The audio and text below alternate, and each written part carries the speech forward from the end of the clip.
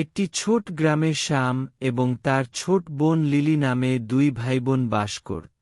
তারা খুব ঘনিষ্ঠ ছিল এবং সবকিছু শেয়ার করত, খেলনা থেকে শুরু করে গোপন কথা পর্যন্ত। একদিন নদীর পাশে খেলার সময়ে তারা একটি সুন্দর চকচকে পাথর খুঁজে পায়।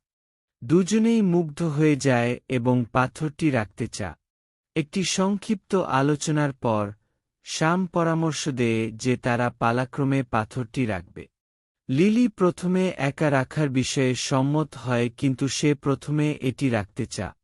শ্যাম, যা বড় ভাই, তাকে প্রথমে রাখতে দিতে সিদ্ধান্ত নেয়।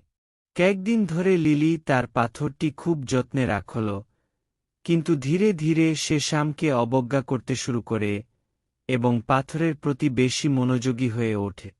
শ্যাম একা হয়ে পড়ে এবং ভাবতে থাকে যে তারা কিভাবে একসাথে মজা করত। একদিন সে মায়া করে লিলির কাছে বলল যে সে কি তাদের প্রিয় খেলাটি খেলতে চায়, পাথরটি রাখার পরিবর্তে। লিলি প্রথমে দ্বিধা করছে, কিন্তু যখন সে দেখতে পেল যে শ্যাম কত দুঃখিত, সে বুঝতে পারল যে সেটি তার কতটা মিস হচ্ছে।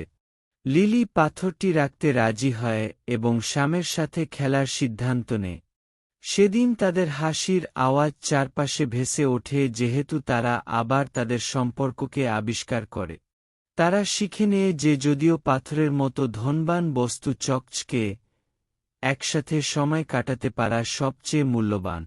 তাদের পরদিন থেকে শ্যাম এবং লিলি তাদের ধন সম্পদ এবং সময় ভাগ করার প্রতিজ্ঞা করে, বুঝতে পারে যে ভালোবাসা এবং সংযোগই তাদের জীবনের আসল রোধ। নীতিবাক্য: বস্তুগত সম্পদ চকচকে হতে পারে, কিন্তু সম্পর্কই আরও